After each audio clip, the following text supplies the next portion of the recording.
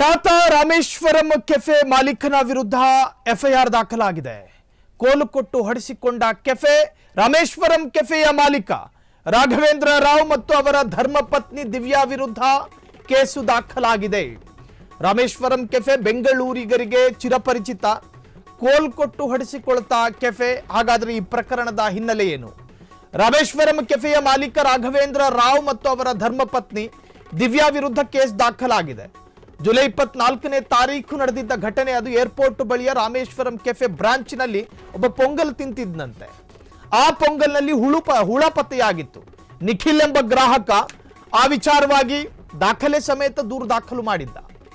ದುಡ್ಡಿಗೆ ಬ್ಲ್ಯಾಕ್ ಮೇಲ್ ಮಾಡ್ತಿದ್ದಾನೆ. ಅಂದ್ರೆ ನಿಖಿಲ್ ಅನ್ನೋ ಗ್ರಾಹಕ ದುಡ್ಡು ಕೊಡಬೇಕು ಅಂತ ಹೇಳಿ ಬ್ಲ್ಯಾಕ್ ಮೇಲ್ ಮಾಡಿ ಈ ದೂರನ್ನು ದಾಖಲು ಮಾಡಿದ್ದಾನೆ ಅಂತ ಹೇಳಿ ಕೆಫೆ ಮಾಲೀಕರು, ಆ ದೂರುದಾರ ಯಾರು ನಿಖಿಲ್ ಅನ್ನೋ ಯುವಕ ಏನಿದ್ನಲ್ಲ, ಆತನ ವಿರೋಧ ಒಂದು ಆರೋಪ ಮಾಡಿದ್ರು.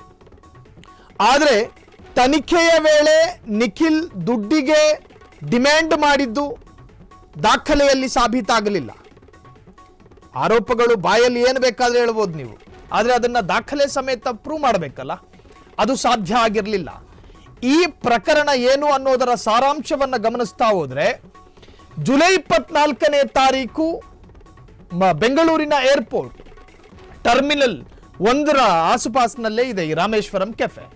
ಆ ಕೆಫೆಯಲ್ಲಿ ನಿಖಿಲ್ ಎಂಬ ಗ್ರಾಹಕ ತಿನ್ನೋದಕ್ಕೆ ಹೋಗ್ತಾನೆ. ಪೊಂಗಲ್ ಆರ್ಡರ್ ಮಾಡ್ಕೊಂಡು ತಿಂತಿರುವಂತಹ ಸಂದರ್ಭದಲ್ಲಿ ಆ ಪೊಂಗಲ್ನಲ್ಲಿ ಏನಿರಬೇಕಾಗಿತ್ತು? ಪೊಂಗಲ್ ಇರಬೇಕಾಗಿತ್ತು. ಬದಲಾಗಿ ಅಲ್ಲೊಂದು ಹುಳ ಪತ್ತೆಯಾಗಿತ್ತು. ಅದರ ಫೋಟೋ ಅಥವಾ ಅದಕ್ಕೆ ಸಂಬಂಧಪಟ್ಟ ಆಗಿರೋ ದಾಖಲೆಗಳನ್ನು ಸಂಗ್ರಹಿಸಿಕೊಂಡು ಈ ನಿಖಿಲ್ ಎಂಬ ಯುವಕ ದೂರಿನಲ್ಲಿ ಆರೋಪ ಮಾಡಿದ್ದ. ಎಫ್ಐಆರ್ ಪ್ರಕಾರ ಜುಲೈ 24, 2025ರಂದು ಬೆಳಗ್ಗೆ 7:42ರ ಸುಮಾರಿಗೆ ನಿಖಿಲ್ ಗುವಾಹಟಿಗೆ ವಿಮಾನ ಹತ್ತುವ ಮೊದಲು ಈ ಕೆಫೆಗೆ ಭೇಟಿ ಕೊಟ್ಟ. ಪೊಂಗಲ್ ಮತ್ತು ಫಿಲ್ಟರ್ ಕಾಫಿಯನ್ನು ಆರ್ಡರ್ ಮಾಡಿದ ನಂತರ ಅವರು ತಮ್ಮ ಆಹಾರದಲ್ಲಿ ಹುಳು ಬಿದ್ದಿರುವುದು ಅವರ ಕಣ್ಣಿಗೆ ಬಿದ್ದಿತ್ತು. ಈ ವೇಳೆ ಅವರು ಪ್ರಶ್ನಿಸಿದಾಗ ಸಿಬ್ಬಂದಿ ಬದಲಿ ಆಹಾರವನ್ನು ನೀಡಲು ಮುಂದಾದರು. ಆದರೆ ನಿಖಿಲ್ ಅದನ್ನು ನಿರಾಕರಿಸಿದ್ರು. ಅವರ ದೂರಿನ ಮೇರೆಗೆ ಸಿಬ್ಬಂದಿ ಆಹಾರವನ್ನು ಬದಲಾಯಿಸಲು ಒಪ್ಪಿಕೊಂಡರು. ಆದರೆ ಅವರು ಗುವಾಹಟಿಗೆ ವಿಮಾನ ಹತ್ತುವ ಆತುರದಲ್ಲಿದ್ದ ಕಾರಣ ಅದನ್ನು ನಿರಾಕರಿಸಿದ್ರು. ಇತರ ಗ್ರಾಹಕರು ಘಟನೆಯನ್ನು ಚಿತ್ರೀಕರಿಸಿ ಪೊಂಗಲ್ನಲ್ಲಿದ್ದ ಹುಳುವಿನ ಫೋಟೋ ತೆಗೆದಿದ್ರು.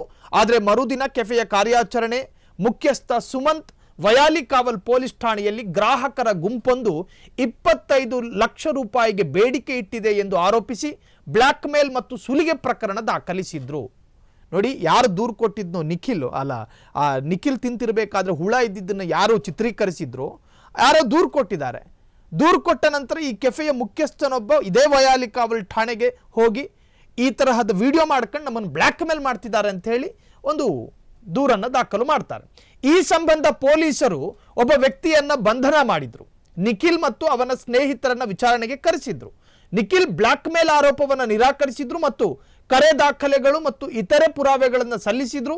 ನಂತರ ಪೊಲೀಸರು ನಿಖಿಲ್ ಮತ್ತು ಅವನ ಸ್ನೇಹಿತರು ಬಂಧಿತ ಶಂಕಿತನೊಂದಿಗೆ ಸಂಪರ್ಕ ಹೊಂದಿಲ್ಲ ಎಂದು ಸ್ಪಷ್ಟಪಡಿಸಿದ್ರು.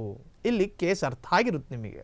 ಅಂದ್ರೆ ಯಾವ ಗ್ರಾಹಕನಿಗೆ ಹುಳ ಸಿಕ್ಕಿತ್ತೋ ಆ ಗ್ರಾಹಕ ಆ ಹುಳ ಇಟ್ಕೊಂಡಿದ್ದ ಫೋಟೋ ಹೆಸರಿನಲ್ಲಿ ದುಡ್ಡು ಕೇಳಿರಲಿಲ್ಲ ಕೆಫೆ ಮಾಲೀಕರ ಜೊತೆ. ಆತ ಹೇಳ್ದ, ನಿಮಗೆ ಹುಳ ಇರೋ ಪೊಂಗಲ್ಲು ಅದನ್ನು ಸೈಡಿಗಿಡಿ, ನಾವು ಹೊಸದಾಗಿ ನಿಮಗೆ ಪೊಂಗಲ್ ಕೊಡ್ತೀವಿ ಅಂತ. ಆದರೆ ಗ್ರಾಹಕನಿಗೆ ಗುವಾಹಟಿಗೆ ಹೋಗಬೇಕಾಗಿತ್ತು. ಹಾಗಾಗಿ ನೀನು ಹೊಸ ಪೊಂಗಲ್ ತಿನ್ನೋದಕ್ಕೆ ನನಗೀಗ ಸಮಯ ಇಲ್ಲ, ನನಗೆ ಬೇಡ ಅಂತ ನಿರಾಕರಣೆ ಮಾಡಿದ್ದ. ಇದನ್ನಿಟ್ಕೊಂಡು ನಾಳೆ ದಿನ ಈ ವಿಡಿಯೋ ವೈರಲ್ ಆಗ್ಬೋದು ಅನ್ನೋ ಕಾರಣಕ್ಕೋಸ್ಕರ ಆ ಉದ್ದೇಶದಲ್ಲೂ ಕೆಫೆ ಮಾಲೀಕರು ಒಂದು ಕೌಂಟರ್ ಕಂಪ್ಲೇಂಟನ್ನು ಕೊಟ್ಟಿದ್ರು. ಈಗೇನಾಗಿದೆ? ಕೋಲು ಕೊಟ್ಟು ಹೊಡೆಸಿಕೊಂಡ ರಾಮೇಶ್ವರಂ ಕೆಫೆ ಮಾಲೀಕರು. ಕಾರಣ ಏನು? ಇನ್ನು ನಿಖಿಲ್ ರಾಮೇಶ್ವರಂ ಕೆಫೆ ಆಡಳಿತ ಮಂಡಳಿಯು ಕ್ರಿಮಿನಲ್ ಬೆದರಿಕೆ ಮತ್ತು ತನ್ನ ಖ್ಯಾತಿಗೆ ಹಾನಿ ಮಾಡಿದೆ ಎಂದು ಪ್ರತಿ ದೂರನ್ನು ದಾಖಲಿಸಿದ್ರು ಯಾರು ಕೆಫೆ ಮಾಲೀಕರು. ಅದಾದ ನಂತರ ಆ ವಿಚಾರಣೆಯನ್ನು ನಡೆಸಬೇಕಾದ್ರೆ ಇಲ್ಲಿ ತಪ್ಪು ಕೆಫೆ ಮಾಲೀಕರದೇ ಎಂದು ಗೊತ್ತಾಗಿದೆ. ಕೆಫೆ ಮಾಲೀಕರದೇ ತಪ್ಪು ಅಂತ ಗೊತ್ತಾಗಿದೆ. ಕಾರಣ ಬ್ಲ್ಯಾಕ್ ಮೇಲು ಸುಲಿಗೆ ಮಾಡೋದಕ್ಕೆ ಪ್ರಯತ್ನ ಪಟ್ಟಿದ್ರು ಅಂತೇಳಿ ಏನು ಕೆಫೆ ಮುಖ್ಯಸ್ಥರು ಏನು ಆರೋಪ ಮಾಡಿದ್ರಲ್ಲ, ಆ ಆರೋಪ ದಾಖಲೆ ಸಮೇತ ಸಾಬೀತಾಗ್ತಾ ಇಲ್ಲ. ಹಾಗಾಗಿ ತಪ್ಪಿತಸ್ಥರು ಕೆಫೆಯವರೇ ಎಂದು ಈಗ ಮೇಲ್ನೋಟಕ್ಕೆ ಪೊಲೀಸರ ವರದಿಯಲ್ಲಿ ತಿಳಿದು ಬಂದಿರತಕ್ಕಂತಹದ್ದು. ಕ್ಷಣ ಕ್ಷಣದ ಸುದ್ದಿಗಳಿಗಾಗಿ ಫ್ರೀಡಂ ಟಿವಿ ಸಬ್ಸ್ಕ್ರೈಬ್ ಮಾಡಿ, ಲೈಕ್ ಮಾಡಿ ಹಾಗೂ ಫಾಲೋ ಮಾಡಿ.